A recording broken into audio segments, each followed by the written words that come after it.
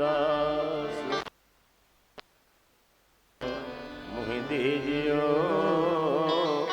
श्री वृंदावन को बास। भक्ति भक्त भगवंत गुरु चतुर नाम बपु एक।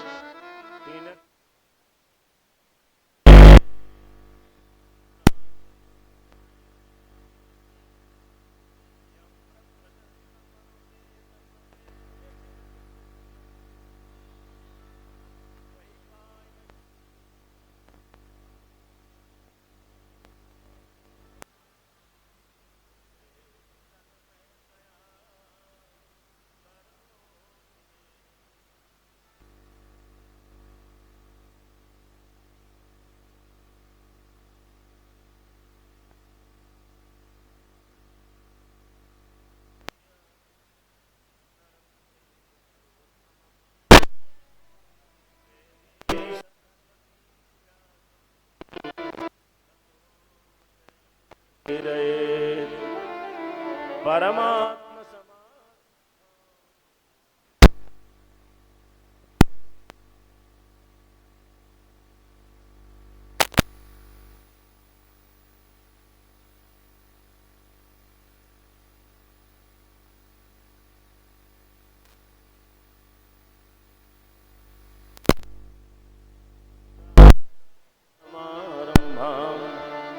रामानंदार्य मध्यमाम् अस्मदाचार्य पर्यन्तां वंदे गुरु परंपरां।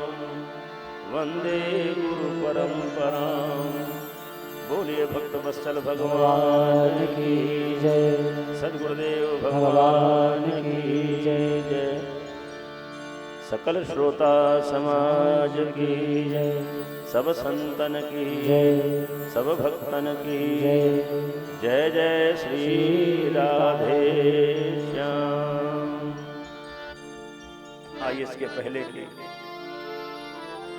कुछ भगवान की अमृतमय कथा के महात्म का कुछ प्रसंग सुने। मनवाणी अंतःकरण को पवित्र करने हेतु दो बार बड़े भाव से प्रेम से हरिनाम संकीर्तन। जय जय राधा रमण गिरधारी गिरधारी श्याम वर्णवारी। ओ जय जय राधा रमण गिरधारी गिरधारी श्याम वर्णवारी। जय जय राधा रमण गिरधारी गिरधारी श्याम बनवारी।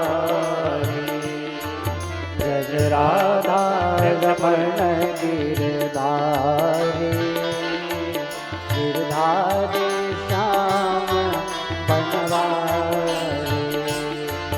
गिरधारी श्याम बनवारी। गिरधारी श्याम बनवारी। गिरधारी श्याम बनवारी। गिरधारी श्याम बनवारी। गिरधारी श्याम बनवारी। जय राधा रमण गिरधारी गिरधारी श्याम बनवारी। जय राधा रमण गिरधारी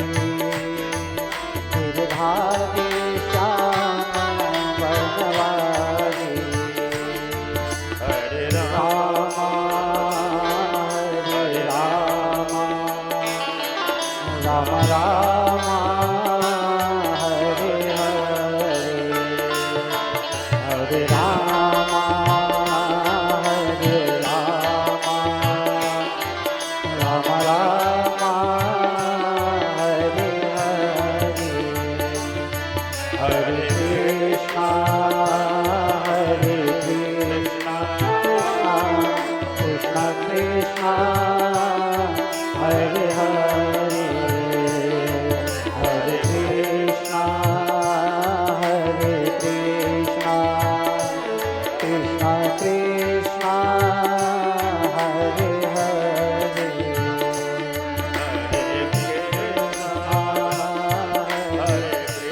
कृष्णा कृष्णा कृष्णा हरे हरे हरे कृष्णा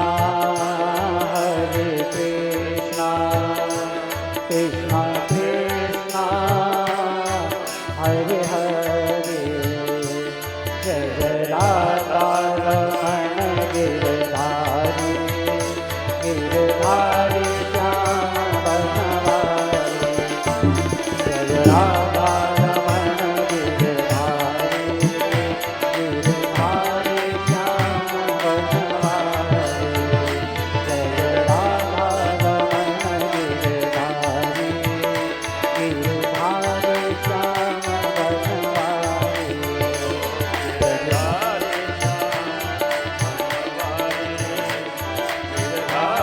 श्याम बनवारी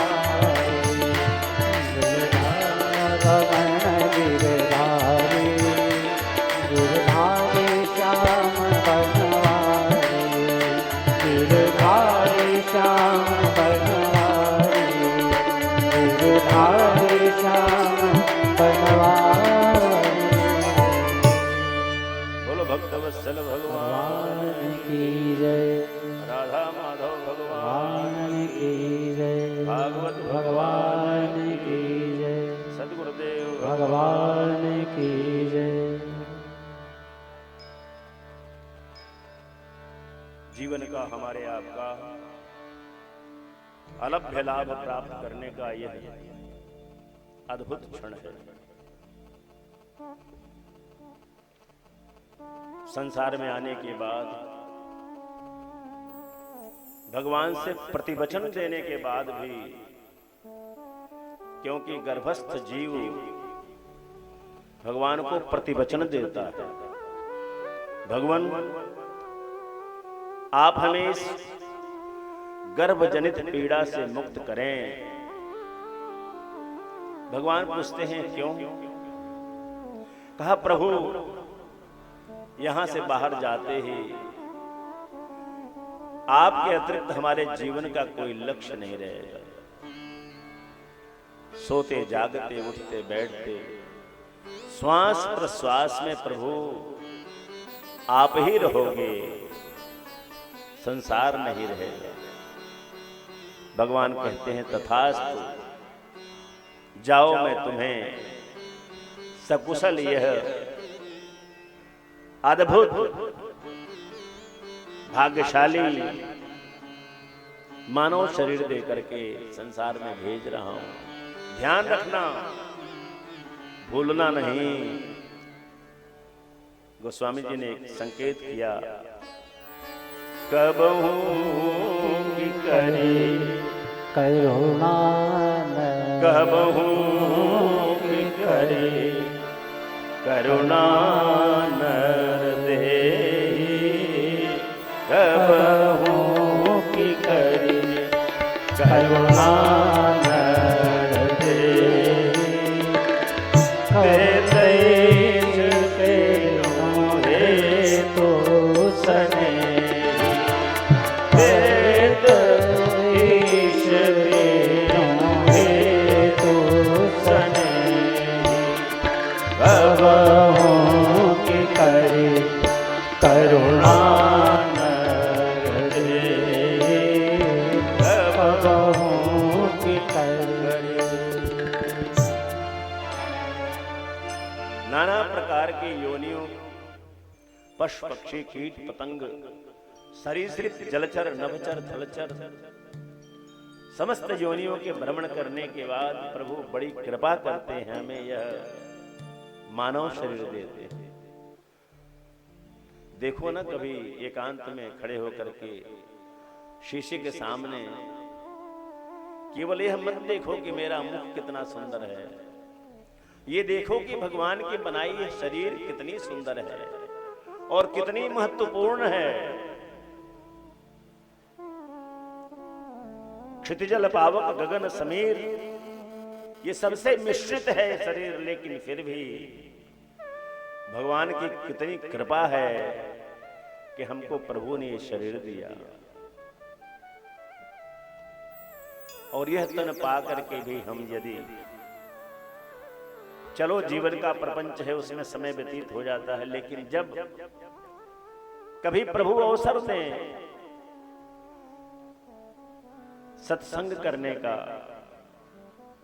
तीर्थ करने का, व्रत करने का, साधु संगत में रहने का, तो कम से कम उस समय तो हम सावधान रहें। जैसे बैंक का कैशियर पैसा गिनते समय कितना हो भीड़ लगी रही, आप जाएं पेमेंट लेने जाएं उससे, कितना हो भीड़ लंबी लाइन हो, लेकिन उसका ध्यान केवल अपने पैसे की तरफ रहता है, गिनता है कहीं एक नोट भी हमारी इधर उधर न चली जाए, नहीं हमें हिसाब देना पड़ेगा। लेकिन हम श्वास व प्रश्वास क्षण और क्षण हमारा व्यतीत होता है, हम ध्यान नहीं देते कि हमें हिसाब देना है। महापुरुष ये हमारे अष्टादश पुराण, वेद, गीता प्रत्येक क्षण सचेत करते हैं, सावधान करते हैं। सावधान हो जा मेरे मानव, हरि का नाम स्मरण कर ले। अभी हमारे भैया जी ने कितना सुंदर गाना, वही तो हमारा सर्वस्व है। लेकिन हम अभी भागवत के प्रसंग में आएगा, देवता अमृत कलश लेके आते हैं सुखदेव जी के कथा श्रवण के प्रसंग में, और सुखदेव जी भगा देते हैं उनका तिरस्कार करते हुए कि अरे देवताओं, तुम इस अमृत की तुलना कथामृत से करते हो। तुम्हारा यह अमृत शीशे के खिलौने के समान है, शीशे की गोलियां, शीशे के श्रृंगार जो बिना मूल्य के होते हैं, उन्हें दे करके, और तुम हीरा मणि माणिक जौहर जो बहुमूल्य रत्न है, कथा समान जो कथामृत रत्न है, उसे लेने आए हो। वही हम सब अपना पूरा जीवन व्यतीत कर देते हैं। कोई शास्त्रीय वर्जित नहीं करता है कि नहीं आप जीवन के अन्य कर्म छोड़ दें। कर्म छोड़ने का तो हमारे शास्त्र में कहीं उपदेश ही नहीं है। अंतर इतना है, स्वयं गीता में भगवान ने कहा, अर्जुन जब वो कर्म छोड़ने को तैयार हुए तो भगवान ने तो स्वयं कर्म में प्रवृत्त किया। कर्म छोड़ने का लक्ष्य नहीं है, लक्ष्य है कि कुछ भी करते रहो। यद करोसि यदश्नासि, यद करोसि यदश्नासि, जज्जुहोसि तदासि यत्, अर्थात जो भी कुछ करते रहो, स्वेटर बुनते रहो, क्या जाता है, हरि नाम राधे राधे कहते रहो। जाता क्या है इसमें, तुम्हारा काम तो हो ही रहा है। सब्जी काटते रहो, श्री कृष्ण गोविंद हरे मुरारे कहते रहो, जाता क्या है।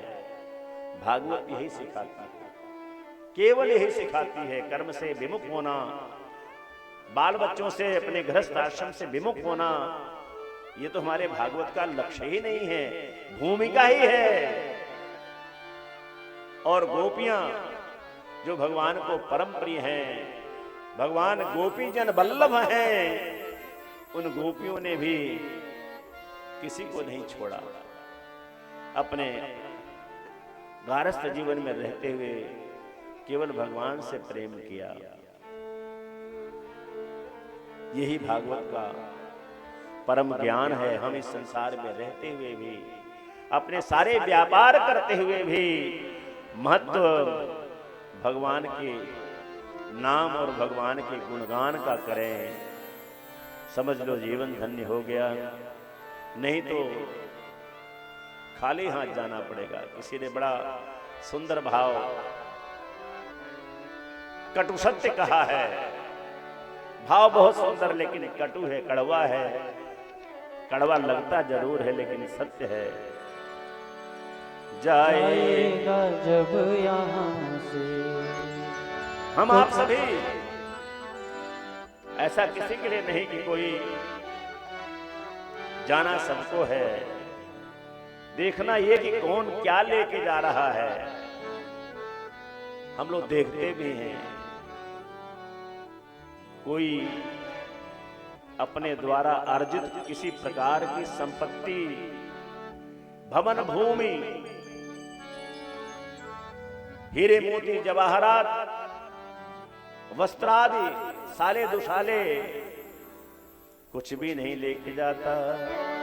जाएगा जब यहाँ से कुछ भी न साथ होगा। जाएगा जब यहाँ से कुछ भी न साथ होगा। 2 गज कफन का टुकड़ा, 2 गज कफन का टुकड़ा, तेरा लिबास होगा। जाएगा जब यहाँ से। आप हो या मैं हूं, इतनी बढ़िया धोती पहने हूं, लेकिन अगर हमने धर्म नहीं कमाया, जो बैंक बैलेंस हमें करना चाहिए था वो नहीं किया, तो साथ खाली हाथ पछताना पड़ेगा। नाना प्रकार के जिसका वर्णन आएगा श्रीमद् भागवत में, अजामिलोपाख्यान के प्रसंग में आएगा। नाना प्रकार के नरक, जिसमें विशेष 28 प्रकार के नरकों की जब चर्चा होगी तो रोएं। आप समझ लें, सहा नहीं जाएगा, सुना नहीं जाएगा। आप कभी कभी गरुड़ पुराण की चर्चा सुनते हैं, सुने उसमें कैसा वर्णन है। लेकिन हमने यदि राम नाम की गठरी बना के रखी है, हरि नाम की तिजोरी अपनी संभाल के रखी है, तो फिर हमारा कोई बिगड़ने वाला नहीं होगा। डंके की चोट पर जितना सुख हमने इस संसार में नहीं कमाया, उतने सुखी होकर के हम हंसते ठहाके लगाते हुए अपनी यात्रा कर पाएंगे। और नहीं संभले, जाएगा जब यहाँ से कुछ भी न साथ होगा। 2 गज कफन का टुकड़ा, तेरा लिबास होगा। जाएगा कफन का टुकड़ा, मरते ही घर से बाहर रखते तेरे बदन को। मरते ही घर से बाहर रखते तेरे बदन को। आकर के झट उठा ले हरिजन तेरे कफन को। आकर के झट उठा ले हरिजन तेरे कफन को। पीटेगा छाती अपनी हो, पीटेगा छाती अपनी। कौन उदास होगा। 2 गज कफन का टुकड़ा, तेरा लिबास होगा। जाएगा जब यहाँ से। हरि बोल।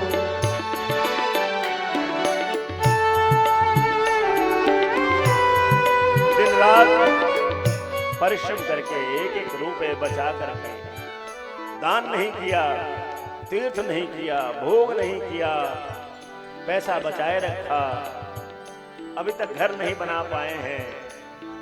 मोहल्ले में सबसे खराब हमारा घर है, पुराना घर है, नया घर बनाना है, आलीशान घर बनवाना है, बनवा भी लिया, परिश्रम किया, कमाया, बनवा लिया, लेकिन उसी घर में जब प्राण छूटा, जिनकी ममता में, जिनके स्नेह में, जिनकी छाया के लिए घर बनवाया, 2 घंटे भी शरीर छूटने के बाद उस छाये में रहने नहीं देंगे, निकाल बाहर कर देंगे। जल्दी बाहर करो,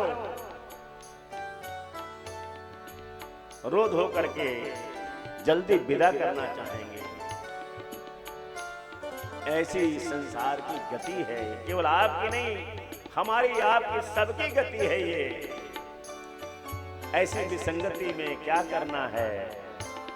जब भागवत का अवसर मिले, मोहल्ले में, गांव में, नगर में भागवत सुनने जाना है, सुनते सुनते एक गठरी रखनी है। भागवत के कथा के प्रसंग में भगवान के अमृत की गठरी भर के घर ले जाना है और एक ऐसे स्थान में रखना है जिसको कोई खर्च न कर सके। खर्च होता भी नहीं है, वो तो तब खर्च होगा जब हम यहां से यात्रा प्रारंभ करेंगे। इसीलिए बड़े भाव से, बड़े प्रेम से ये जो सुंदर संयोग प्राप्त हुआ है, जीवन का प्रत्येक क्षण हमारा क्षणिक हो रहा है। एक एक दिन, आज 25 वर्ष के हैं, अगले वर्ष 26, 27, 28 और देखते देखते 70, 80, 90 वर्ष के हाथ पैर काम करना बंद। और तब कभी कभी पछतावा आता है कि हाय, मैंने सब कुछ किया लेकिन जिसने सब कुछ दिया उसका स्मरण नहीं किया। चलो, अगर उस समय भी ध्यान आया तो ताला चाबी सब गुच्छा फेंक करके अपने बहू को, अपने बेटे को दे करके किनारे आसन लगा ले और बस ये विचार कर ले, भजले राम नाम मन बीती जाए उमरिया, ठठरिया एक दिन माटी में मिले। भजले राम नाम मन बीते जाए उमरिया, ठठरिया एक दिन माटी में मिले। ठठरिया एक दिन माटी में मिली, ठठरिया एक दिन माटी में मिली, ठठरिया एक दिन माटी में मिले, ठठरिया एक दिन माटी में मिले। भजले राम नाम मन बीते जाए उमरिया, ठठरिया एक दिन माटी में मिले। बड़ा सुंदर कवि ने कहा है, जब तक हमारा दिन अच्छा रहता है, चकाचक रहता है, खूब कमाते हैं, साथ में चाय पीने वाले, रसगुल्ला खाने वाले, मौज मस्ती उड़ाने वाले खूब साथ देते हैं, लेकिन भगवान न करे कभी बुरा दिन आवे। बने के साथे सब कोई होए हैं, बिगड़े नाम कोई। बने के साथे सब कोई होए हैं, बिगड़े साथ कोई। भली उमरिया पास में होए, करे प्रीति सब कोई, धन दौलत जब पास में होए, करे प्रीति सब कोई। भ्रम में पड़कर पुण्य छोड़ के, भ्रम में पड़कर पुण्य छोड़ कर, जो बांधे पाप गठरिया, गठरिया एक दिन माटी में मिले। भजले राम नाम मन बीते जाए उमरिया, गठरिया एक दिन माटी में मिले। राम नाम मन बीते जाए उमरिया, गठरिया एक दिन माटी में मिले। किसी का बड़ा लंबा भाव है, फिर कभी हम लोग चर्चा करेंगे। आज हम लोग प्रारंभ करें ये सुंदर जो आयोजन हमारे मिश्र जी ने, यद्यपि थके हैं बेचारे व्यवस्था में, निद्रा रानी जो वरदान लेके आई हैं, भगवान ने वरदान दिया कि जाओ, जब कोई धर्म कर्म करने लगेगा, यज्ञ अनुष्ठान करने लगेगा, तो हम तुम्हें छूट देते हैं, तुम उसके पास। और वही होता है, निद्रा देवी आ जाती हैं। लेकिन फिर भी मैं दूसरी बात कहता हूं, अगर निद्रा भी आवे कथा के बीच में तो भी कोई बात नहीं, काम चलेगा। घर में टीवी देखते हुए निद्रा आ जाए, प्रपंच करते हुए निद्रा आ जाए तो वह दोषपूर्ण है।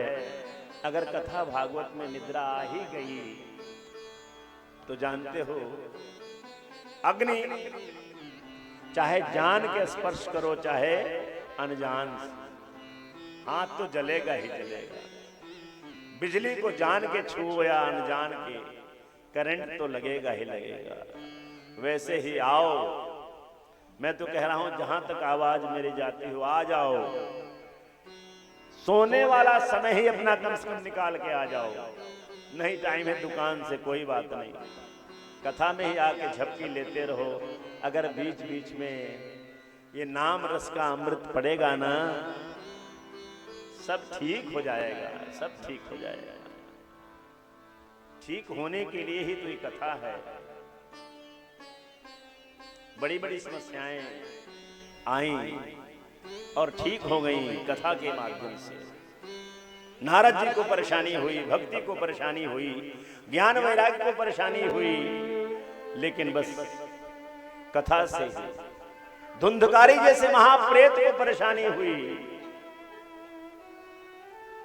गया में हजारों हजार पिंड करने से भी जिसको मुक्ति नहीं हुई, उसको श्रीमद् भागवत की कथा सुनने से मुक्ति हो गई। इसलिए आओ, तभी तो कहा, हे रसिकों, हे भाव का, इस कथामृत का पान करो। पिबत भागवतम रसमालयम। और ये नहीं कि आज इस मोहल्ले में कथा हो गई तो सुन लिया, जहां मिले कथा। लेकिन हाँ, ये जरूर निवेदन है कि कथा मिले, केवल नाच गा करके अगर समय बीत गया, क्योंकि कथा भी इसके कई स्वरूप हैं। कुछ तो विद्वान सचमुच श्रीमद् भागवत कथामृत का पान कराने के लिए कथा कहते हैं, और कुछ लोग अपने हित में, अपने स्वार्थ में दान कराने के लिए कथा करते हैं, और कुछ लोग गान कराने के लिए कथा करते हैं। तो बाकी कथाएं ठीक है, कुछ न कुछ वहां भी मिल जाएगा, लेकिन हम समझते हैं जहां पर्याप्त मिलता हो फिर वहां क्यों न जाएं, कुछ से ही संतोष करने क्यों जाएं।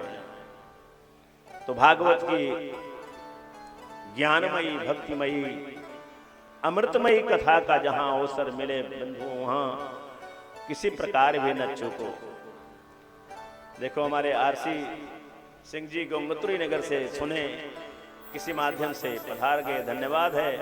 ये नित्य भागवत रसिक हैं, कहीं भी कथा होती है प्रयत्न करते हैं वहां जाएं, और कथा का जीवन भी जीते हैं पूरा परिवार।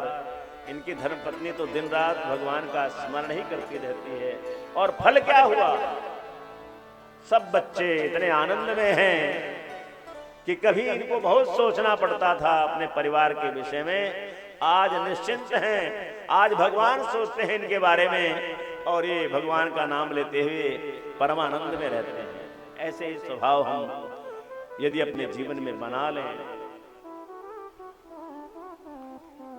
वैसे ही ये पावनी कथा नैमिषारण्य का पवित्र तीर्थ। आज तो आप नैमिषारण्य घूमने जाएं तो आपको नहीं लगेगा, लेकिन जब इन पुराणों की कथाएं हुई, इन पुराणों की रचनाएं हुई हैं, उस समय वह नैमिषारण्य जहां काल का, कलयुग का प्रवेश नहीं, ऐसा वह नैमिष क्षेत्र जहां ये कथाएं आरंभ हुई। 18 पुराणों की कथाएं 17 तो हो गई, 18वीं वेद व्यास जी ने नारद जी के उपदेश से तब इसकी रचना की और अपने पुत्र सुखदेव को पढ़ाया। फिर सुखदेव जी ने महाराज परीक्षित को यह अमृतमयी कथा सुनाई थी। यह नैमिषारण्य की पावन भूमि में उत्पन्न हुई कथा सबसे पहले भगवान नारायण ने ब्रह्मा जी को दी थी। ब्रह्मा जी ने अपने पुत्र सनक सनंदन सनातन सनत कुमार सनकादि ऋषियों को दी थी। उसी समय अपने मानस पुत्र नारद जी को भी दिया था, लेकिन नारद जी ने असावधानी बरती, अपने चतुर्दिक लोक भ्रमण के कारण ध्यान नहीं दे पाए। लेकिन बाद में जब उन्हें समझ में आया तो स्मरण आया कि पिता ने, हमारे ब्रह्मा ने तो हमको सब कुछ सारी कथा, जब अपने आश्रम सौम्याप्रास आश्रम में चिंता मग्न व्यास जी महाराज को देखा तो नारद जी ने उन्हें उपदिष्टित किया और फिर नारद जी ने इस कथा को अक्षरशः भगवान की अमृतमयी कथा का शाब्दिक रूप दिया। नारद जी के उपदेश से इस कथा का प्रणयन किया और अपने पुत्र जो निवृत्त थे सुखदेव जी को अध्यापित किया, उन्हें पढ़ाया और उसके माध्यम से आज हमारे आपके लिए यह कथा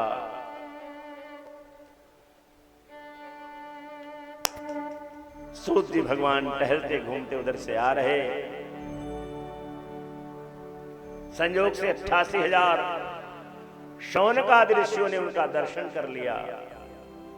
भगवान, हम तो हजारों हजार वर्ष की तपस्या में कथा सत्संग में लगे हुए हैं, लेकिन आज आपका दर्शन अद्भुत है, बड़े भाग्य से हुआ है। हम चाहते हैं आपके श्री मुख से भगवान की अमृतमयी कथा सुनने को मिल जाए। नैमिषे सूतमासीनम् अभिवाद्य महामतिम् कथामृत रसास्वाद कुशलः शौनको ब्रवीत्। 88,000 ऋषियों के जो अग्रणी थे, शौनक जी ने कहा, भगवान बड़े भाग्य से आपके पिता स्वयं व्यास जी के परम शिष्य रहे हैं, लोमहर्षण जी, उनके पुत्र आप उग्रश्रवा सूत जी के नाम से प्रसिद्ध, कृपा करके कथा सुना दें। ऐसी कथा सुनावें जिससे ये जीवन तृप्त हो जाए, आवागमन से मुक्ति मिले या न मिले, भगवान की भक्ति मिल जाए। सूत जी ने श्रद्धा भाव देखा, कहा ठीक, बहुत सुंदर विचार है, बहुत सुंदर ये वातावरण है, बहुत सुंदर अवसर है, लेकिन आओ हरि का स्मरण कर लें, फिर तुम्हारी बात सुनते हैं। नारायण का जो समस्त विश्व के स्थिति पालन संहार के कारण हैं, उनका स्मरण करते हुए सच्चिदानंद रूपाय विश्वोत्पत्त्यादि हेतवे तापत्रय विनाशाय श्री कृष्णाय वयं नुमः। आओ हम सब मिलके पहले भगवान का ध्यान कर लें, जिस ध्यान से यह चित्त निर्मल हो और इसमें भगवान विराजमान हो जाएं। क्योंकि हरि कथा सुनने के लिए इसीलिए आचार्यगण मंगलाचरण के पश्चात भगवान के हरि कीर्तन का आयोजन करते हैं। हरि कीर्तन से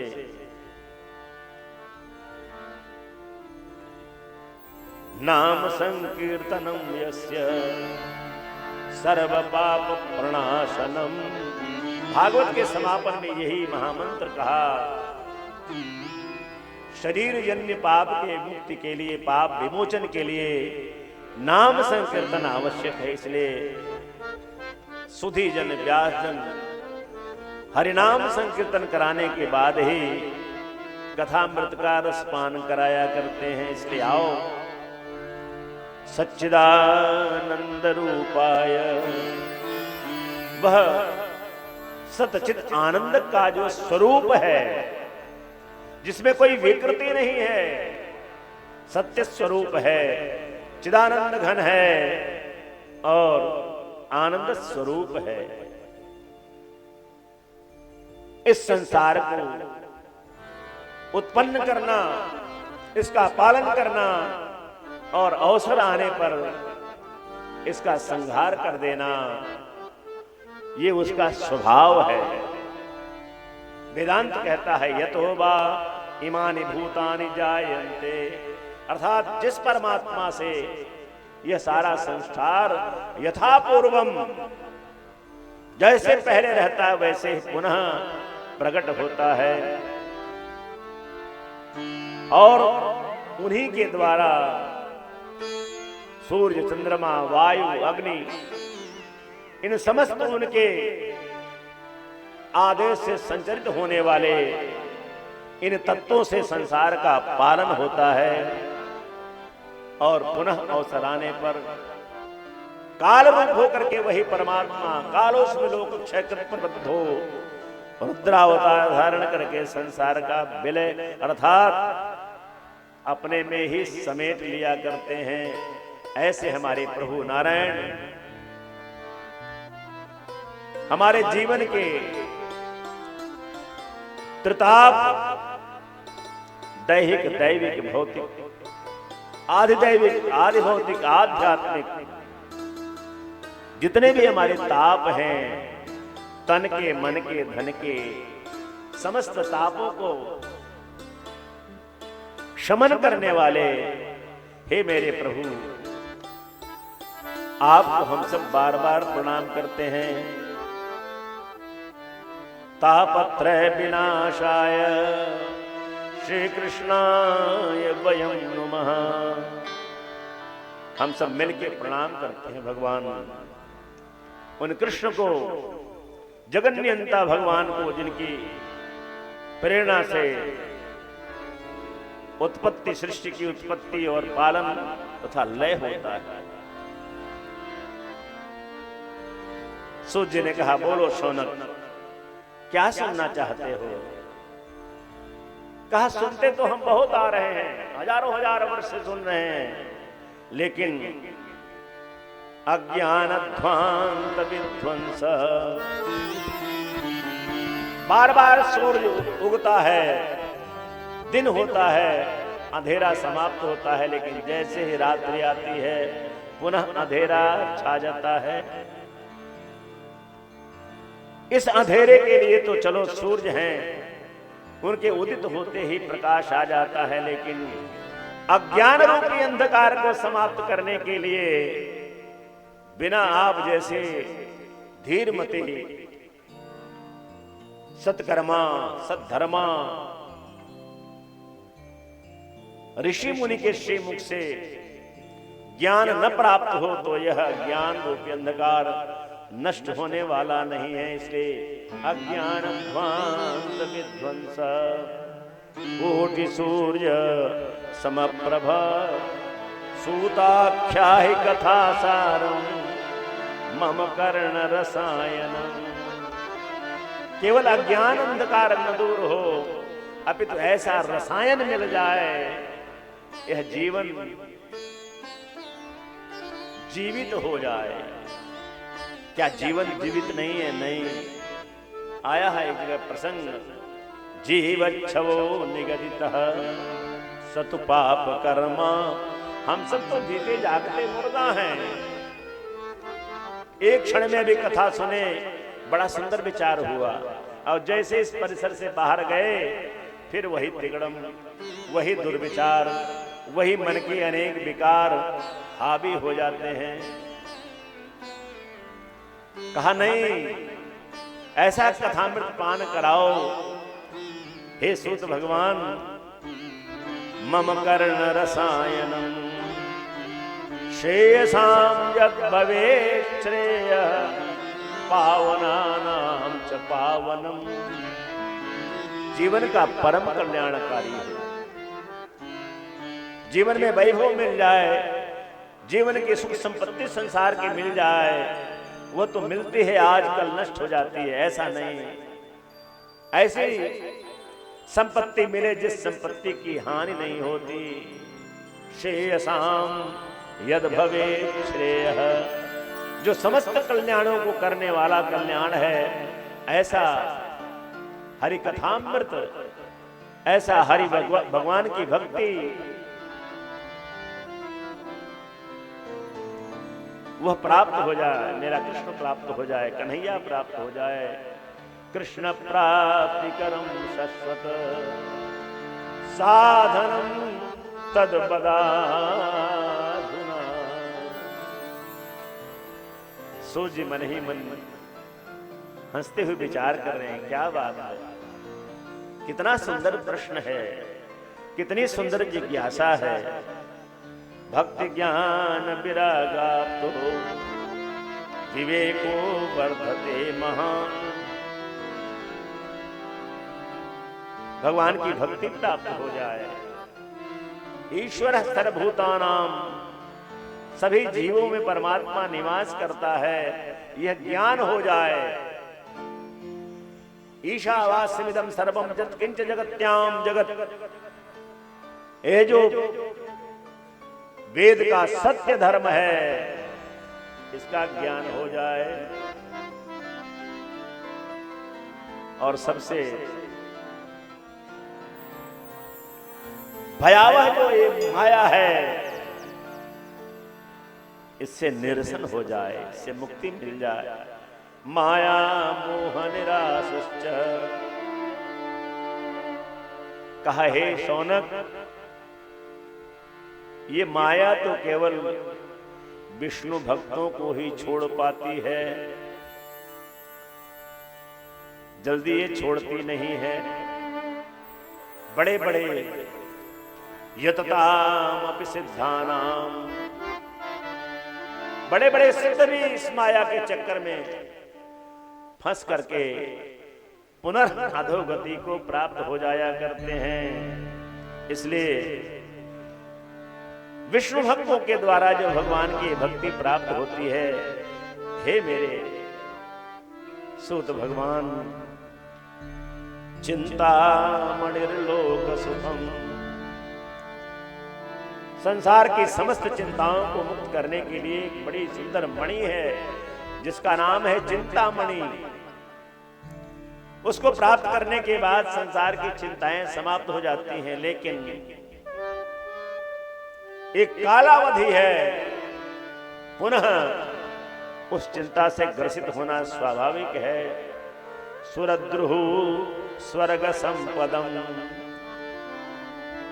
देवताओं के बीच में एक अमर बेल, अमर वृक्ष है, सुरद्रुः है, कल्प वृक्ष के नाम से प्रसिद्ध है।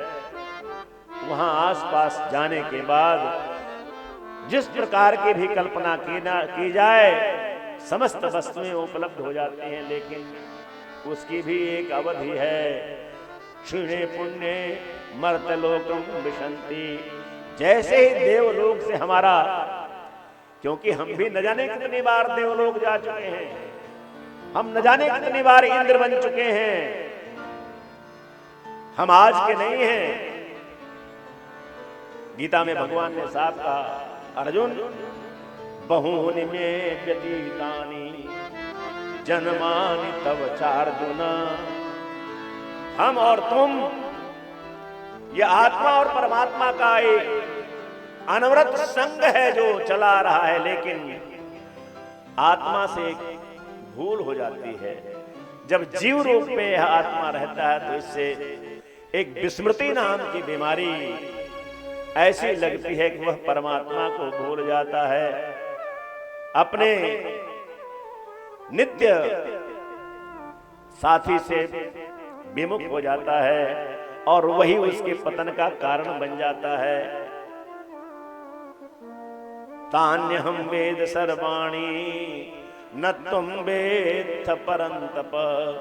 और इसी आत्म विस्मृति के कारण हे अर्जुन तुम नहीं जान पाते हो और मैं सब कुछ जानता हूं।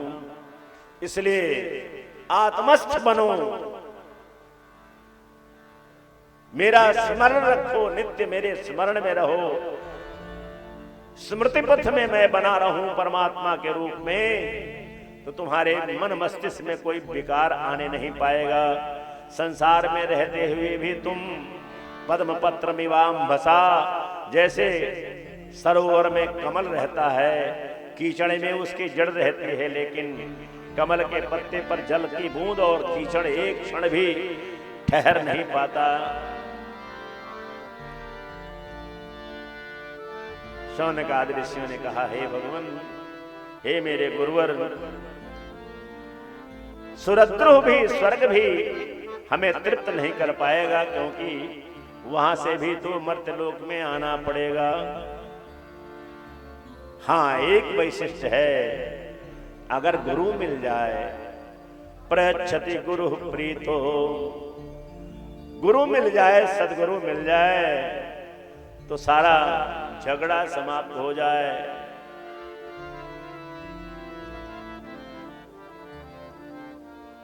गुरु के मिलने के बाद ही ऐसी दिव्य दृष्टि प्राप्त होगी कि संसार में रहते हुए भी संसार का विकार कुछ बिगाड़ नहीं पाएगा। इसलिए हे गुरुवर, कृपा करो, हमें ज्ञान दो, हमें भक्ति मार्ग और अमृतमय कथा के श्रवण के माध्यम से हमारे हृदय में ऐसा रसायन प्राप्त करा दो जो हम भगवान के श्री चरणों में दिन रात उसी का पदों पर आग लेते रहें और जीवन का परमानंद प्राप्त करते रहें।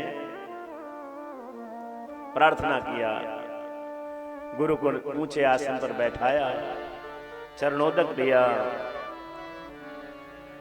गुरुदेव दया चोला मेरा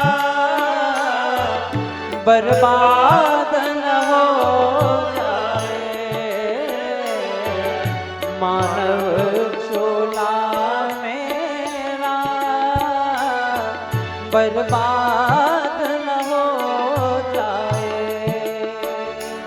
माया के झिलमिल में मेरा मन ना खो जाए, माया के झिलमिल में मेरा मन ना खो जाए, तेरे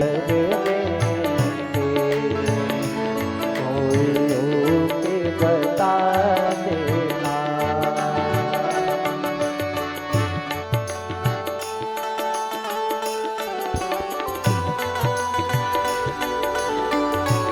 बोले गुरुदेव भगवान की जय।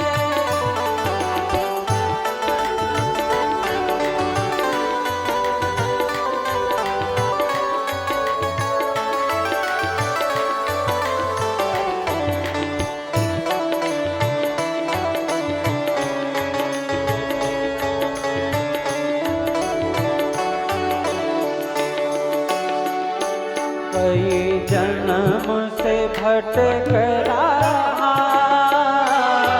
नहीं मिलता सहारा है हो, कई जन्म से भटक रहा, नहीं मिलता सहारा है, अब तक तो समझ ना पाया मुझको कहाँ जाना है, अब तक ना समझ पाया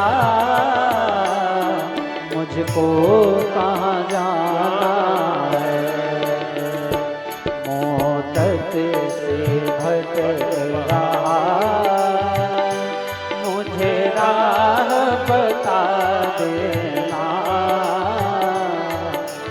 पार उतरने के, कोई और के बता उतरने के, कोई और के बता देना।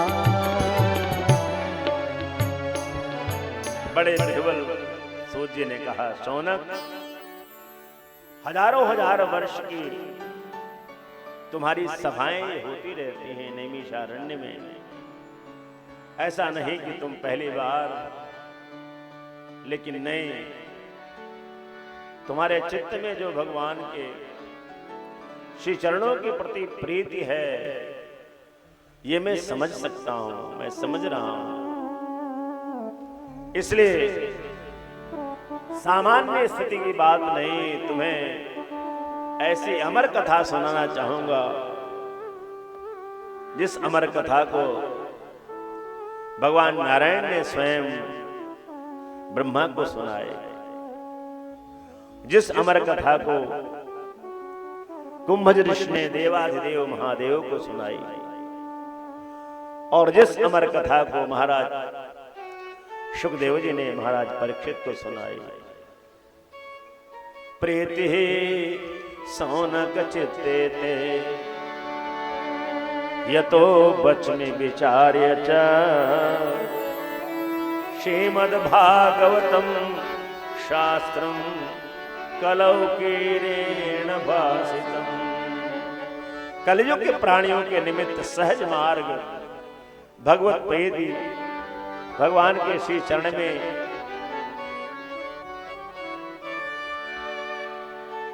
रघुपति के श्री चरण में अनुराग हो जाए, ऐसी सुंदर कथा तुम्हें बताऊंगा। चिंता न करो, तुम्हारा प्रेम, तुम्हारा यह गदगद भाव मुझे विवश कर रहा है कि मैं वह अमर कथा तुम्हें सुनाऊं। कालव्याल मुखग्रास त्रास निर्नाश है तभी। सामान्य कथा नहीं है यह। काल विकराल काल आता रहेगा, शरीर को लेके जाता रहेगा, लेकिन आत्मा अमर और अजर रहेगी। यह दृढ़ विश्वास इस शरीरधारी को हो जाए। महाराज परीक्षित को यही हुआ। सुखदेव जी ने पूछा, राजन, क्या तुम्हें तक्षक का भय नहीं? का नहीं सरकार, पहले था, तभी तो मैं अपना राज्य अपने पुत्रों को दे करके भाग आया, गंगा तट पर बैठ करके अपनी मुक्ति का साधन ढूंढने लगा। लेकिन आपके श्रीमुख से जो भागवत की कथा मैंने सुनी, मेरी आत्मा जग गई है। मैंने समझ लिया है, नैनम छिन्नन्ति शस्त्राणि नैनम दहति पावकः न चैनम क्लेदयन्त्यापो न शोषयति मारुतः। हम आत्मा हैं, हम शरीर नहीं हैं।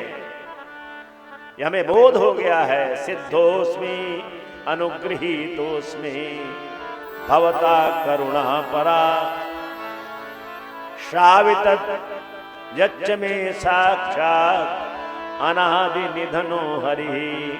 आपने अनादि निधन जो परमात्मा कभी हमारे हृदय से निकलता नहीं है, आपने उसका बोध करा दिया है। इसलिए हे शौनकादि ऋषियों, मैं भी वही कथा तुम्हें सुनाऊंगा, जिस कथा को जब महाराज परीक्षित कहने लगे, सुखदेव कहने लगे, परीक्षित सुनने लगे। परीक्षिते कथा वक्तुम सभायाम संस्थिते शुके। ऊंचे मंच पर सुखदेव भगवान बैठे हैं। महाराज परीक्षित हाथ जोड़े। अभी प्रारंभ की अवस्था है, अभी शाप का भय है, अभी मरने का भय है, भयाक्रांत हैं। त्राहिमाम त्राहिमाम। सुखदेव जी ने कहा, घबराओ नहीं।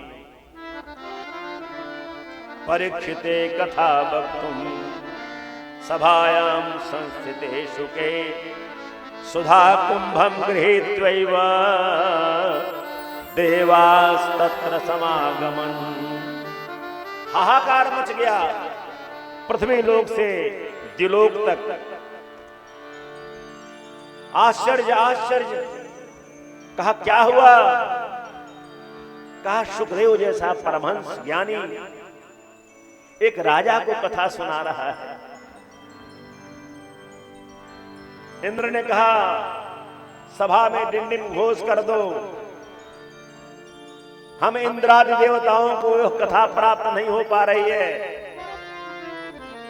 कोई परीक्षित सुखदेव जैसा महात्मा हमारे इंद्रलोक में आकर के उस कथामृत का पान नहीं करा रहा है। चलो हम चलते हैं। सुना है कुछ महाराज परीक्षित को श्रृंगी ऋषि ने शाप दिया है, 7 दिन में ही मृत्यु को प्राप्त हो जाएगा। चलो उसे अमर कर देते हैं। इस कलश को लेके, अमृत के कलश को लेके चलो। पंक्तिबद्ध होकर के इंद्रादि देवता चल पड़े। आए, प्रणाम किया, नमस्कार किया सुखदेव भगवान को। हे ईश्वर, हम देवताओं का प्रणाम स्वीकार करें। कहा अरे अचानक तुम देवताओं का यहाँ आना, कहां सरकार? हम एक बहुत बड़े मंगल भाव से मंगल की कामना लेके आए हुए हैं। कहा क्या मंगल कामना? तुम तो देवता हमेशा स्वार्थी, अपने स्वार्थ में रहते हो। आज कौन सी मंगल भावना, परोपकार की भावना? कहा नहीं, हमने सुना कि मृत्यु लोक का एक चक्रवर्ती सम्राट महाराज परीक्षित ऋषि के शाप से अकाल मृत्यु को प्राप्त करने वाला है। हमने सोचा हम चले उसे अमृत पान करा करके और अमर कर दें। कहा बहुत सुंदर, बड़ा अच्छा विचार, ऐसा तो विचार आना चाहिए। लेकिन क्या कोई इसमें इसके बदले में कुछ लेना भी चाहोगे? कहा दुहाई सरकार की, अगर बुरा न माने तो हम चाहते हैं कि अमृत का पान तो महाराज परीक्षित को करा दें, और ये जो कथामृत आप परीक्षित के लिए बैठे हुए हो हमें सुना दें, हम देवताओं को सुना दें, क्योंकि हम देवता देवलोक में कथा नहीं प्राप्त करते हैं। क्योंकि देवलोक का, बैकुंठ का और कैलाश का ऐसा दुर्भाग्य है, बैकुंठ में भगवान तो हैं, भगवान की कथा नहीं है। सत्यलोक में सत्यनारायण भगवान विद्यमान हैं, लेकिन उनकी कथा सुनने कहने वाला कोई नहीं है, पंजीरी बनाने वाला कोई नहीं है। तिवारी जी, सत्यलोक में भगवान सत्यनारायण हैं, लेकिन पंजीरी इसी पृथ्वी लोक में ही बन पाएगी। शंख बजाने वाला पंडित यहीं मिलेगा, कथा यहीं सुनाएगा। सत्यलोक में भगवान की कथा, सत्यनारायण व्रत की कथा हमारे मालवी जी बैठे यही सुना पाएंगे। हाँ, यदि सत्यलोक में बुलाया जाए इनको तो जाके कथा सुना दें। तो देवताओं ने कहा कि हमारा दुर्भाग्य है कि हम देवलोक में कथा नहीं सुन पाते, इसलिए बड़ी विनती लेके, बड़ी आश लेके आए हैं। हे सरकार, आप कथा हम देवताओं को सुना दें, और ये कलश, इसमें अमृत भरा हुआ है, यह अमृत पूरा का पूरा घट आप पिला दें अपने शिष्य महाराज परीक्षित को। एवं विनिमय जाते सुधाराज्ञां प्रपीयतां प्रपास्यामो वयं सर्वे श्रीमद् भागवतामृतम्। सुखदेव जी ने कहा वाह वाह, हम तो सोचे तुम परोपकार में आए हो, लेकिन तुम तो बड़े लोभी हो। एक घड़ा अमृत दे करके और यह अद्भुत भगवान की अमृतमयी कथा ले लेना चाहते हो। क्या तुम्हें पता नहीं कि तुम्हारे अमृत के घड़े और इस कथा के बीच में क्या बराबरी है, क्या अंतर है? कहा क्व कथा क्व सुधा लोके, क्व सुधा क्व कथा लोके, क्व कांचः क्व मणिर्महान्। तुम्हारी ये कथा अमृत की जो घड़े में अमृत है ना, ये कांच है, शीशे के समान है, और हमारी जो कथा है यह मणिर्महान। यह तो प्राप्त करने के लिए देवता नहीं बनना पड़ेगा, इसको प्राप्त करने के लिए तो मनुष्य बनना पड़ेगा और भक्त बनना पड़ेगा। भक्त मनुष्य ही इस कथा का पात्र हो सकता है, और इस कथा के पान करने के बाद वह तव कथामृतम तप्त जीवनम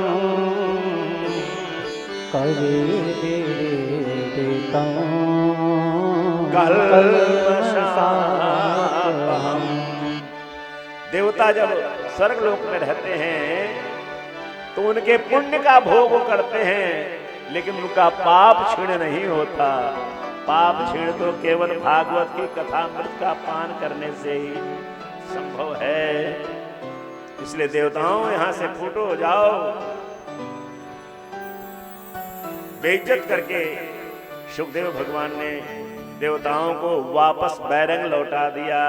ये अपना अमृत कलश लेके जाओ, हमारा भक्त जिस कथामृत का पान कर रहा है उससे वह केवल शरीर से नहीं अपितु आत्मा से भी पुष्ट हृष्ट और जीवित हो जाएगा। चले आए देवता, बड़ी बेइज्जती महसूस हुई। हम इंद्र, हम वरुण, हम अग्नि, हम ब्रह्मा के पास पहुंच गए। पितामह, बड़ा अनर्थ हुआ। कहा क्या हो गया? कहा मृत्यु लोक में एक जटाधारी महात्मा है, उसने बड़ी बेइज्जती हमारी की है। कहा क्या हो गया? कहा व्यास नंदन सुखदेव उसका नाम है। हम लोग अमृत कलश लेके गए, उसके चेले को श्रृंगी ऋषि ने शाप दिया है, 7वें दिन मरना है। हमने कहा कि ले वो अमृत पिला दो और कथा हमें दे दो, लेकिन सरकार दुहाई हो, बड़ी बेइज्जती किया, उसने भगा दिया। एक वाक्य भी कथामृत का नहीं पान कराया। ब्रह्मा जी बड़े दुखी हुए। अरे देवताओं का अपमान, कथा का अवसर नहीं मिला? कहा नहीं सरकार, नहीं मिला। कहा आओ देखें जरा सा कथा का और तुम्हारे अमृत का महत्व क्या है, क्यों नहीं दिया? स्वर्गलोके तुलाम बद्ध्वा, अपने ब्रह्मलोक में ही उन्होंने तराजू, बड़ी विशाल तराजू मंगाई, और एक तरफ श्रीमद् भागवत की कथा को रखा और एक तरफ अमृत का कलश रख दिया। कलश ही नहीं रखा, जितने शास्त्र पुराण हैं सबको रखते चले गए। लघुन्यन्यानि जातानि गौरवेण इदं महत्, सबका पलड़ा हल्का हो गया, लेकिन श्रीमद् भागवत का पलड़ा ज्यों का त्यों जमीन में सटा रहा। ततो ऋषिगणा सर्वे, ऋषियों ने कहा धन्य है, धन्य है, ये भागवती कथा धन्य है। ब्रह्मा जी ने कहा देवताओं हम क्या करें, हमने तो देख लिया। राग्यो मोक्षम तथा वीक्ष्य, इससे तुम्हारे अमृत कलश के अमृत से राजा को अमरता तो प्राप्त हो सकती है, लेकिन उसे मुक्ति प्राप्त होने वाली नहीं है। इसलिए देवताओं ने, तुमने जो प्रार्थना की महाराज सुखदेव ने तुम्हें स्वीकार नहीं किया। जाओ तुम्हें छेड़े पुण्य मृतलोके, पुनः जब मृतलोक में जाना तब तुम्हें कथा सुनने का जब अवसर मिलेगा, नैनी क्षेत्र में ऐसी सुंदर कथा होगी, वहां बैठना, भले सूक्ष्म शरीर में बैठना, फिर तुम्हारा उद्धार होगा। कहा ऐसी बात, ऐसी एक कथा है? कहा हाँ, ये कथा आई कहां से? कहा सनकाद्यै पुरा प्रोक्तम, ये कथा तो भगवान के द्वारा ब्रह्मा जी को और ब्रह्मा जी के द्वारा सनकादि ऋषियों को प्राप्त हुई।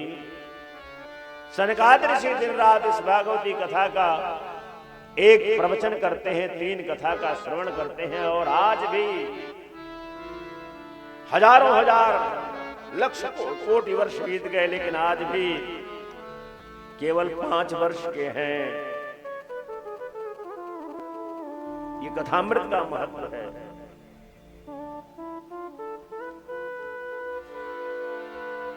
ये कथा कथा नहीं, मैंने रे भगवत रूपम, ऋषियों ने प्रमाणित कर दिया, मुहर लगा दी, ये साक्षात भगवान की वांगमयी प्रतिमूर्ति है।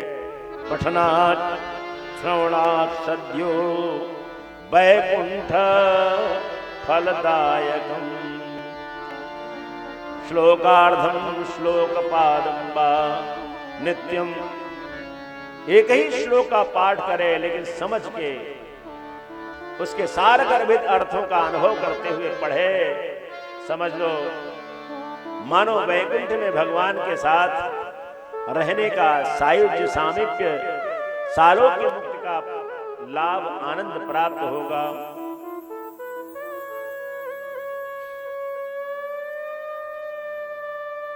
यह कथा क्रमशः आई कैसे?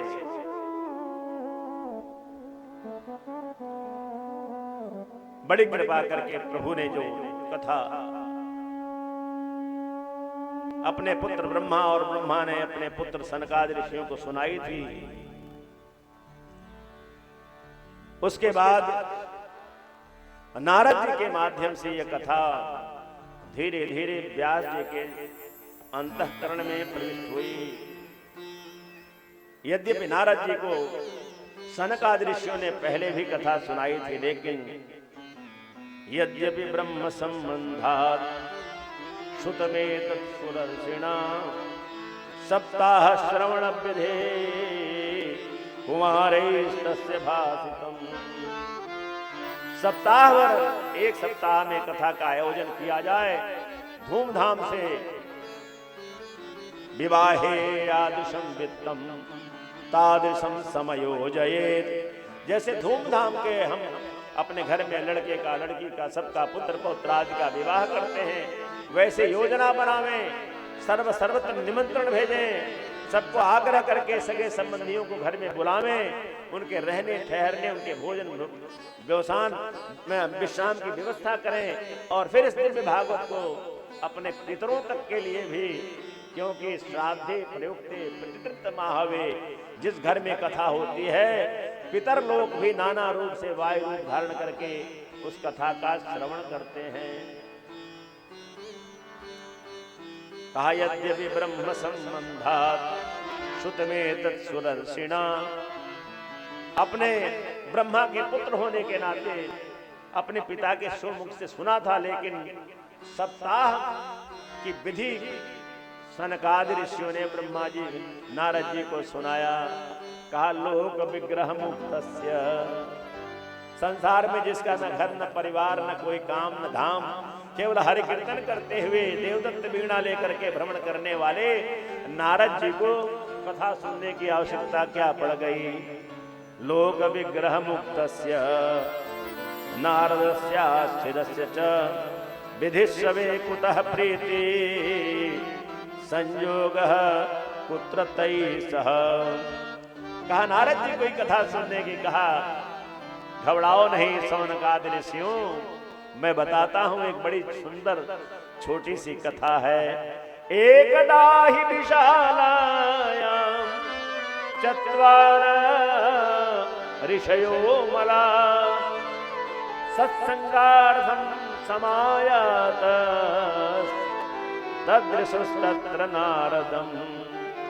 एक बार हिमालय की अपत्यकाओं में तपस्या करते हुए सनकादि ऋषियों के मन में आया कि चलो बद्रीनारायण भगवान में चल करके कुछ सत्संग किया जाए, कुछ भागवत कथा की अमृत धार में स्नान किया जाए। आए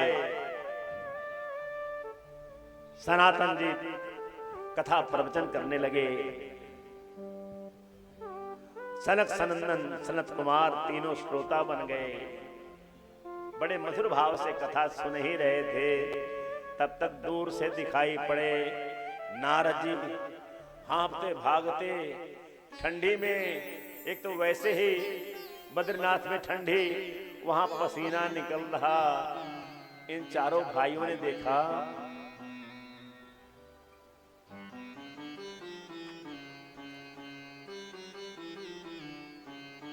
चलिए बस बहुत जल्दी विश्राम करते हैं, कल फिर हम लोग प्रेम से सुनेंगे। क्या कहा जाए, कथा इतनी विस्तृत है, इतनी भावुक है कि इसमें समय का तो ध्यान नहीं देना चाहिए, लेकिन सबको अपनी अपनी आवश्यकताएं हैं। पसीना से लथपथ नारद जी को देखा।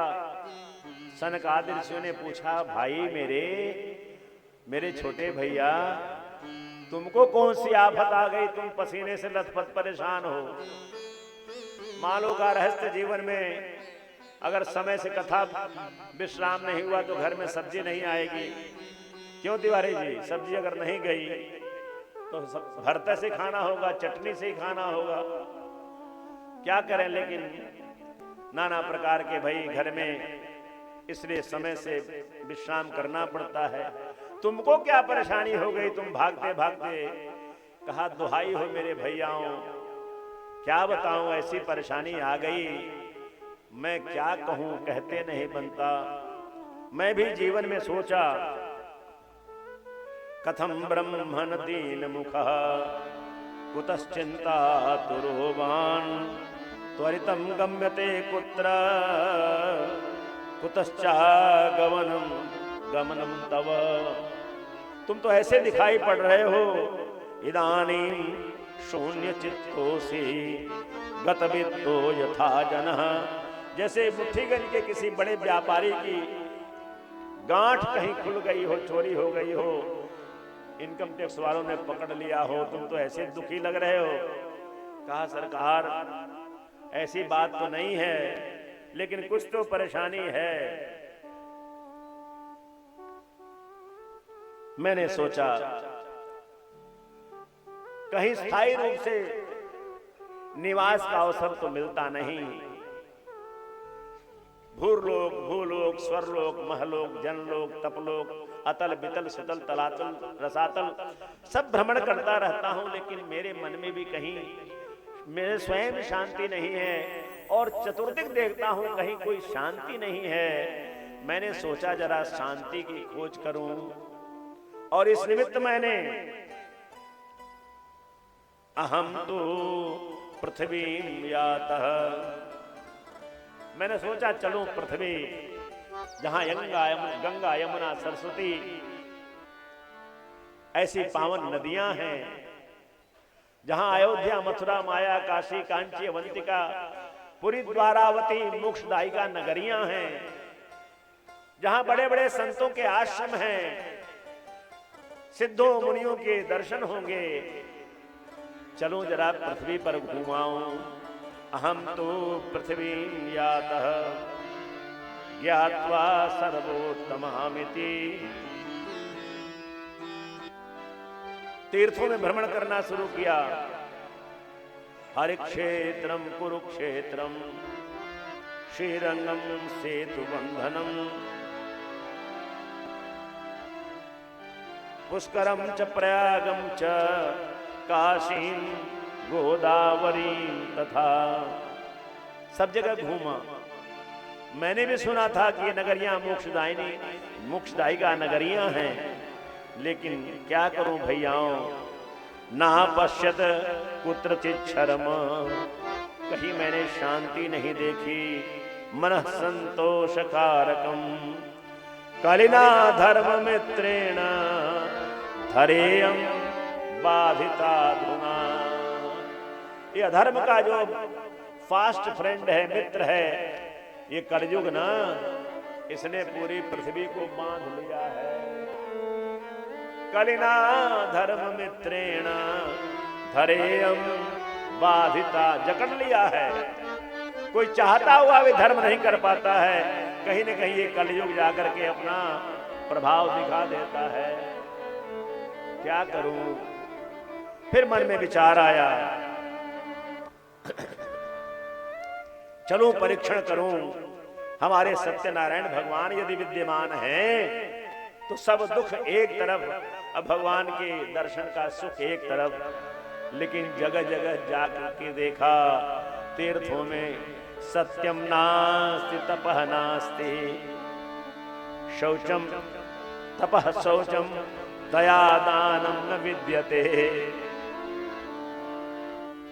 दान भी हो रहा है तो केवल प्रदर्शन के लिए, चिट लिखा करके दान हो रहा है कि फलां ने इतना दान दिया, अथवा ले जाओ मेरा दान, जरा सा इसको प्रचार कर देना कि इतना। और आजकल तो एक चला हुआ है, पट से खाते में आएगा, पता चल जाएगा कि आपका इतना दान आ गया। उदरम भरिणो जीवा बराका कूट भाषिणः। जो इस पृथ्वी लोक में रहने वाले जीव, पशु पक्षी की बात तो छोड़ो, चतुष्पाद द्विपाद जलचर नभचर थलचर की बात तो छोड़ो, वे तो बेचारे अज्ञानी हैं। मनुष्य भी जो जिनको विवेकी होना चाहिए, जिनको परमात्मा का भक्त होना चाहिए, वे भी उदरम भरिणो जीवा बराका कूट भाषिणः। पेट भरने के लिए क्या क्या पापाचार कर बैठे, इसका ठिकाना नहीं है। मैं परेशान होकर के सोचा कि अब इस पृथ्वी लोक में दोबारा नहीं आऊंगा। फिर मन में विचार आया कि चलो नहीं, अभी थोड़े ही दिन तो बीते हैं कलयुग के आने के पहले।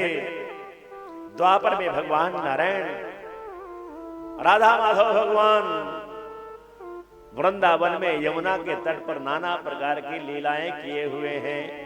यामुनम तटमापन्नम यत्र लीला हरेरभूत। चलूं उसी को घूम आऊं जहां भगवान नारायण की नाना लीलाएं हुई हैं। और मैं जैसे ही गया, प्रवेश किया, अभी वृंदावन का आनंद मिलने में बहुत देर तब तक देखा, सामने एक युवती बड़ी हृष्ट पुष्टांग, और उसके समीप में उसके दो नवयुवक बालक मूर्छित अवस्था में, चेतना शून्य अवस्था में पड़े थे। नाना प्रकार की स्त्रियां उन्हें जगाने में, उन्हें स्वस्थ करने में पंखा झल रही हैं, औषधियां दे रही हैं, लेकिन किसी को भी चेतना नहीं आ पा रही है। मैं पहले तो सोचा चलूं वहां, लेकिन फिर सोचा स्त्रियों के समुदाय में साधु महात्मा को नहीं जाना चाहिए। लौट के मैं वहां से वापस आना चाहा। जैसे ही वापस आने के लिए मुड़ा, वैसे उस देवी ने मुझे आवाज लगाई, भो भो साधो क्षणं तिष्ठ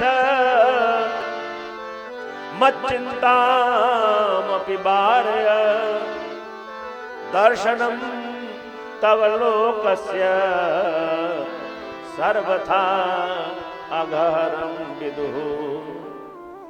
जब उसने कारुणिक स्वर में मुझे आवाज लगाई तो मैं ठिठक पड़ा।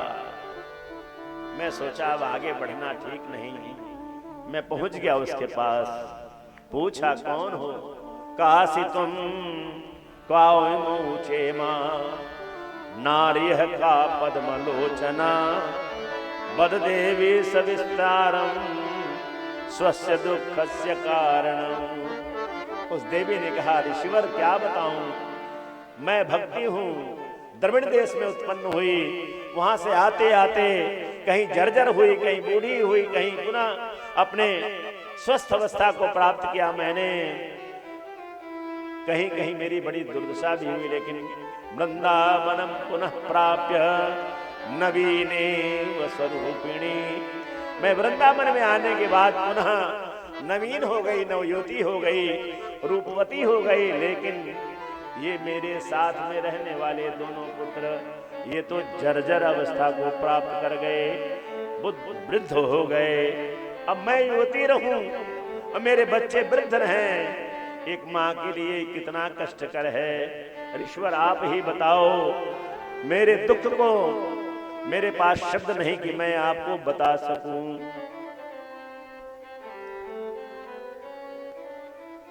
नारद जी ने कहा, देवी मैं तुम्हारी क्या सहायता कर सकता हूं। भक्ति ने कहा, मुझे और कुछ नहीं चाहिए, ये मेरे बच्चे केवल स्वस्थ हो जाएं, सचेत हो जाएं।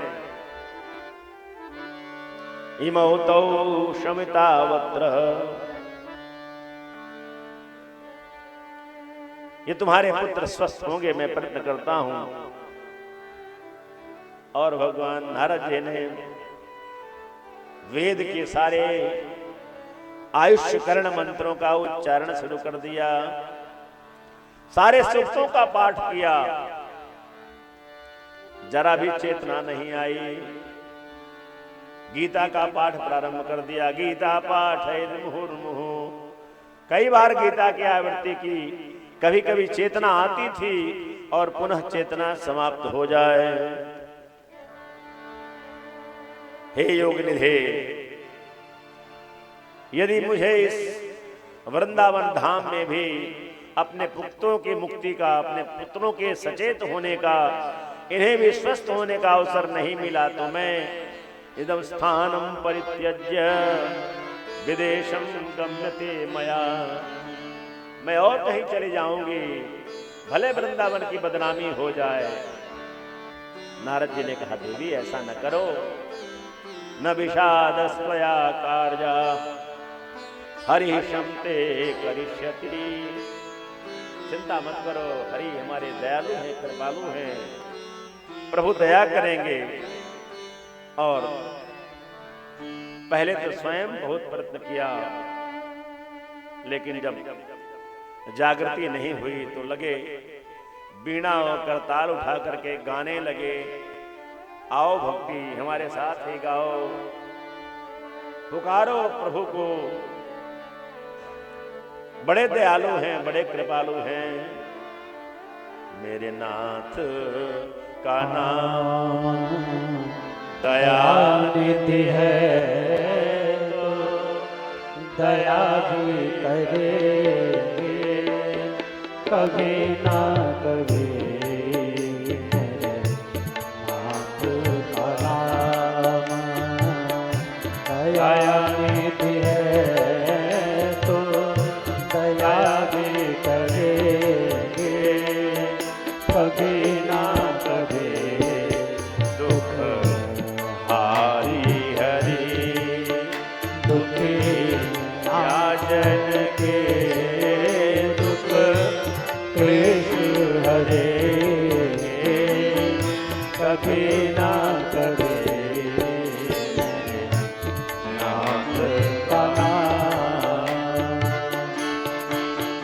जिस अंग की शोभा सुहावनी है, जिस श्यामल रंग में मोहन है, जिस अंग की शोभा सुहावनी है, जिस श्यामल रंग में मोहन है, उस रूप सुधा से सनहियों के, उस रूप सुधा से सनहियों के दिग प्याले बजेंगे कभी ना कभी।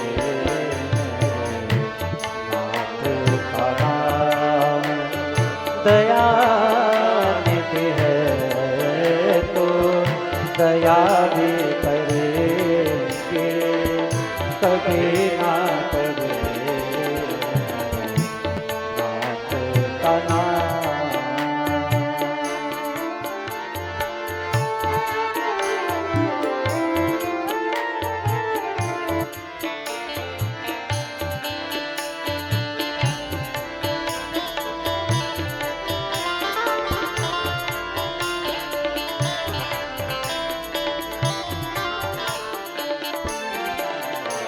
जहाँ गीत निषाद का आदर है, वहाँ याद अजामिल का आदर है। जहाँ गीत निषाद का आदर है, वहाँ याद अजामिल का आदर है। वही वेश बना के उसी गान में हम जा ठहरेंगे, कभी ना कभी मेरे नाथ का नाम दया निधि है, तो दया भी करेंगे कभी ना कभी मेरे नाथ का नाम।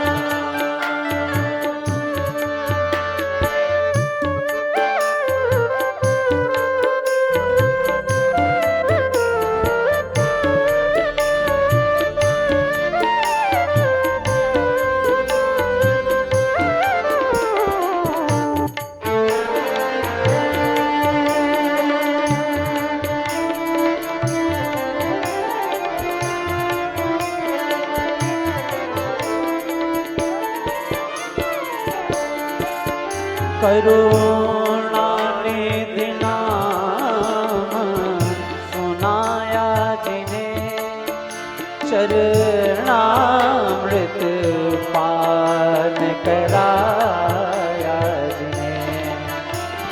हे भगवान, आपने बताया भगवान बड़े दयालु हैं, करुणानिधि हैं। आप स्वयं बताओ हमारा क्या अपराध, वृंदावन में आके भी हमारे पुत्र निश्चेष्टावस्था को प्राप्त है। नारद जी ने कहा देवी सुनो स्वावहिता वाले, हमारा और तुम्हारा दोष नहीं है देवी। शृणु स्वावहिता वाले, युगोऽयं दारुणो कलिः, तेन लुप्तः सदाचार, योग मार्गम तपांसि च। ये इतना प्रबल कलयुग है, योग साधना तपस्या यज्ञ यागादि ये सब संभव हो नहीं पाते। कलयुग का ऐसा प्रभाव। भक्ति ने कहा भगवान आखिर जिस देश में मर्यादा पुरुषोत्तम राम का अवतार, जिस देश में लीला पुरुषोत्तम कृष्ण का अवतार, उस देश में ज्ञान वैराग्य और भक्ति की दुर्दशा। आखिर महाराज परीक्षित ने इस कलयुग को यहां रहने ही क्यों दिया? कथम परीक्षिता राजन, कथम परीक्षिता राज्ञा स्थापितो ह्यशुचिः कलिः। इस अपवित्र कलयुग को राजा परीक्षित ने जब सामने वह आया था, उसके मांगने पर स्थान क्यों दिया? अपने राज्य से, इस आर्यावर्त से उसे बाहर क्यों नहीं कर दिया? कहा देवी तुम्हारा कहना ठीक है, कलयुग के इस भयावह पीड़ा से हम आप पीड़ित हैं, लेकिन कलयुग का एक वैशिष्ट्य भी है। कहा वैशिष्ट्य भी कहां? यत् फलम नास्ति तपसा न योगेन समाधिना तत्फलम लभ्यते सम्यग कलौ केशव कीर्तना। बड़े बड़े योगी यति सन्यासी अपनी घनघोर तपस्याओं से जो फल प्राप्त नहीं कर सकते, वह एक साधारण सामान्य भक्त हरिनाम संकीर्तन के माध्यम से कलयुग केवल नाम आधारा, सुमेरे सुमेरे नर उतरे पार। कलयुग केवल नाम आधारा, सुमिरे सुमिरे नर उतरे पार। सुमिरे सुमिरे नर उतरे पार। केवल नाम संकीर्तन से ही सतयुग में, त्रेता में, द्वापर में जो फल प्राप्त हुआ करते थे, वे केवल कलयुग में नाम संकीर्तन से ही। जपा सिद्धि जपा सिद्धि जपा सिद्धि न संशय। केवल नाम जप का अनुष्ठान कर ले, सारी सिद्धियां उसकी जैसे हस्तामलकवत हो जाएंगी। जो चाहे कर ले, सारे दुखों की निवृत्ति हो जाए। भगवान आपने बहुत उचित बात कही। सुरर से तुम धन्यों से मदभाग्येन समागत, साधूनां दर्शनम लोके सर्वसिद्धिक परम परम। आपका दर्शन प्राप्त करते ही मेरा मन तृप्त हो गया, मेरी सारी पीड़ाएं समाप्त हुई। जयति जगति माया यस्य काया धवस्ते, वचन रचन में कम केवलम चाकलज्य। ध्रुवपदमपि जातो यत् कृपातो ध्रुवोऽयं, सकल कुशल पात्रम ब्रह्मपुत्रम नदास्मि। मैं बार बार प्रणाम करती हूँ, लेकिन फिर भी हे ईश्वर कोई उपाय करो कि मेरे पुत्र जागृत हो जाएं। नारद जी ने कहा, देवी चिंता मत करो, कोई ऐसा असाध्य रोग नहीं है जिसकी रुजा की निवृत्ति न हो सके। हमारे कृपालु दयालु भगवान परमेश्वर परमात्मा दया करेंगे और तुम्हारे दुख की निवृत्ति होगी। आश्वासन देकर के नारद जी ने भक्ति को कहा, मैं भी प्रयत्न करता हूं, मैं भी प्रार्थना करता हूं, और तुम भी जब तक करते रहो। सांझ की बेला है, रात्रि की बेला है, प्रातः काल हम सब फिर प्रयत्न करेंगे और तुम्हारे पुत्रों के उद्धार का, ज्ञान और वैराग्य के सचेतन होने का उपाय करके ही हम विश्राम लेंगे। नारद जी के वाणी से भक्ति आश्वस्त हुई। नारद जी ने भी कुटिया में बैठ के तपस्या प्रारंभ किया और आज वाणी को यहीं विराम, क्योंकि हम लोग सब लोग कलश यात्रा करके आप सभी कल ठीक 3 बजे से हम लोग यहाँ उपस्थित होंगे। 3 से लेकर 6 बजे तक भगवान की अमृतमयी कथा का कल हम महात्मा की भी चर्चा करते हुए कल के 11वें दिन से, क्योंकि 11 तारीख से ही कथा का जो समय सारणी निर्धारित है उसमें हम पूरी कथा का आपके सम्मुख प्रस्तुत करने का प्रयत्न करेंगे। आप सब समय से आवें। हमारे आचार्यगण जो सुर साधक हैं, ये 2:30 बजे यहाँ उपस्थित हो जाएंगे और 3 बजे हम भी मंच पे आ जाएंगे। आप सब प्रयत्न करें कि 3 बजे ठीक उपस्थित हो जाएं और हम लोग ठीक 3 बजे से लेकर 6 बजे तक भगवान की अमृतमयी कथा का श्रवण करें। आइए आज यहीं विश्राम। बोलो भक्तवत्सल भगवान की जय। जय जय राधा रमण गिरधारी गिरधारी श्याम वनवारी। जय जय राधा रमण गिरधारी गिरधारी श्याम वनवारी। जय जय राधा गिरधारी श्याम बनवारी। गिरधारी श्याम बनवारी। गिरधारी श्याम बनवारी। गिरधारी श्याम बनवारी। गिरधारी श्याम बनवारी। जय जय राधा रमण गिरधारी गिरधारी श्याम बनवारी।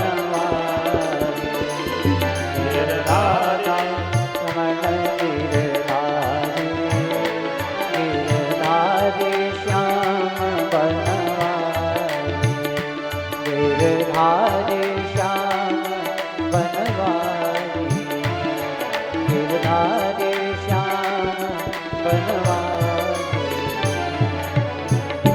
आइए मिलके प्रभु से प्रार्थना करें, हे प्रभु हमें भी अपनी शरण में लो,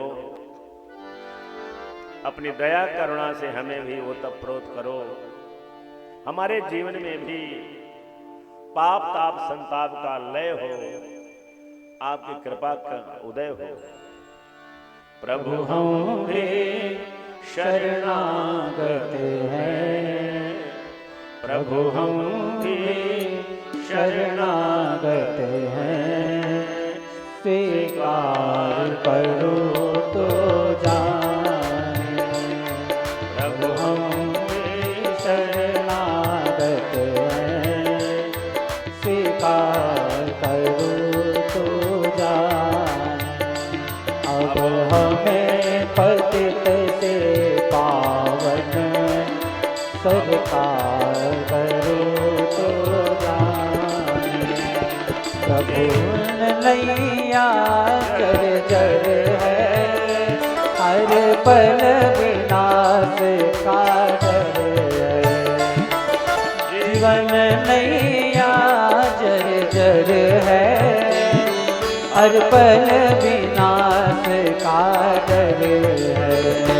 हम जैसे पतित को भव पार करो तो जाने।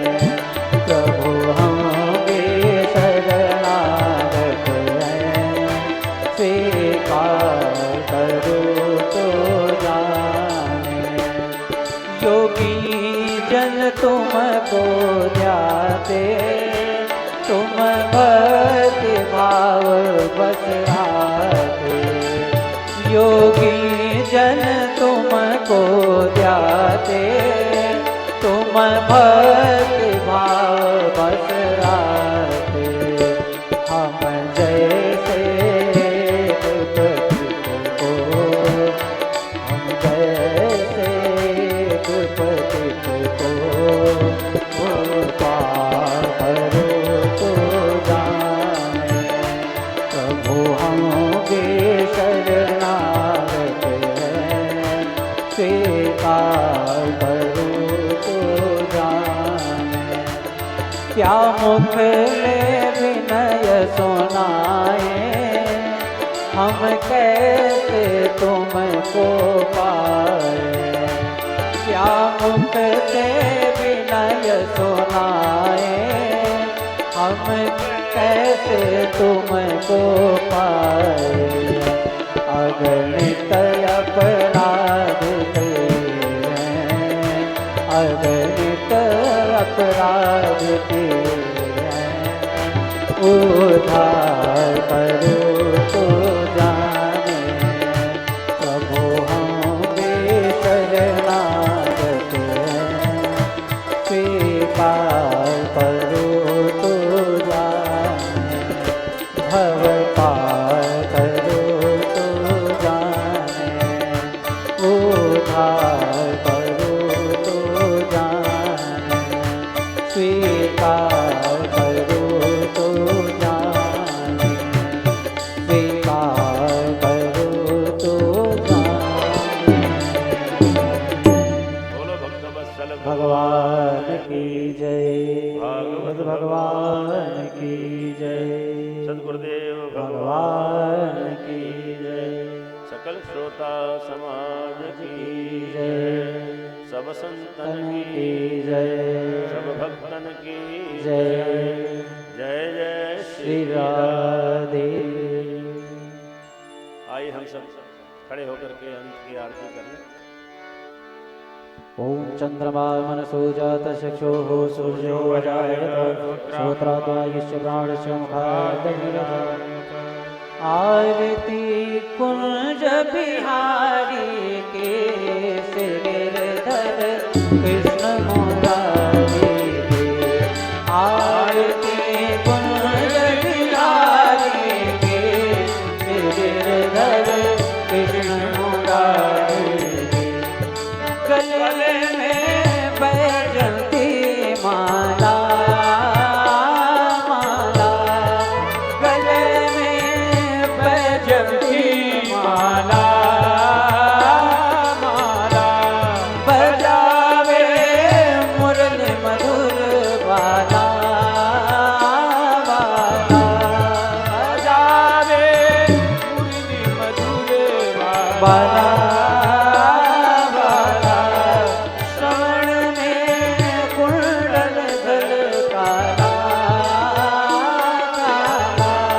श्यामल में कुंडल झलकाला काला नंद के नंद नंद लाला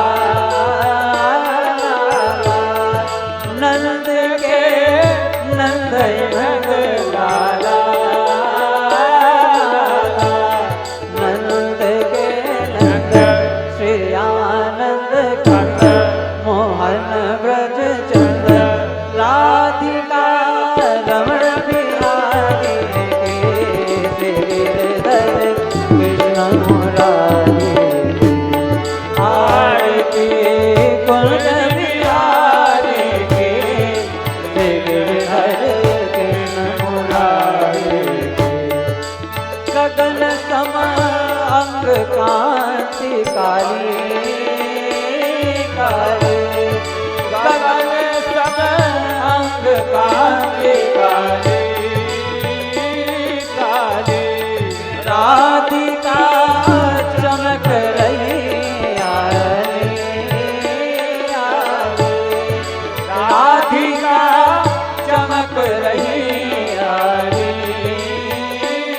आली ललन में ठाड़ बन माली माली ललन में ठाड़ बन माली माली भ्रमर सी अलग कस्तूरी तिलक चंद सी झलक ललित छवि श्याम प्यारे के गिरधर कृष्ण मुरारी आरती कुंज बिहारी के गिरधर कृष्ण मुरारी जहाँ से प्रकट भई गंगा गंगा जहाँ से प्रकट भई गंगा गंगा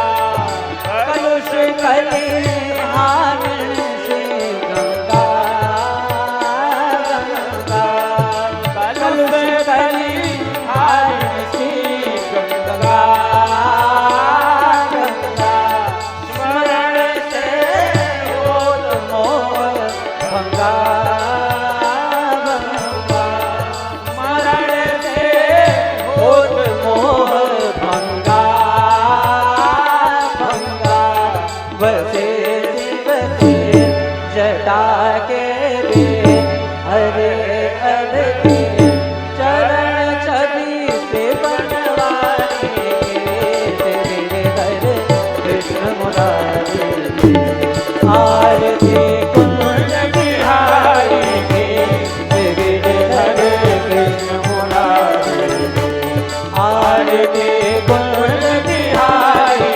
के गिरधर कृष्ण मुरारी आरती से सत्य स्वरूप के आरती से सत्य स्वरूप के आप रूप अद्भुत स्वरूप के आप रूप अद्भुत स्वरूप के आरती से सत्य स्वरूप निज बोध रूप बोध स्वरूप के निज बोध रूप बोध स्वरूप के आरती से सत्य स्वरूप के आरती से सत्य स्वरूप प्रकृति भूप प्रारब्ध भूप के भूप प्रारब्ध भूप पुरुषार्थ भूप पुरुषार्थ रूप के पुरुषार्थ भूप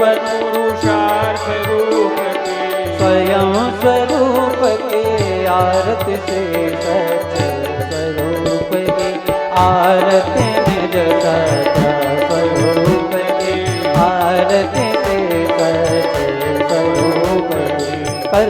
गौरं करुणावतारं संसारसारं भुजगेन्द्रहारं सदा वसन्तं हृदयारविन्दे भवं भवानी सहितं नमामि त्वमेव माता च पिता त्वमेव बन्धो च सखा त्वमेव विद्या च गुरुं त्वमेव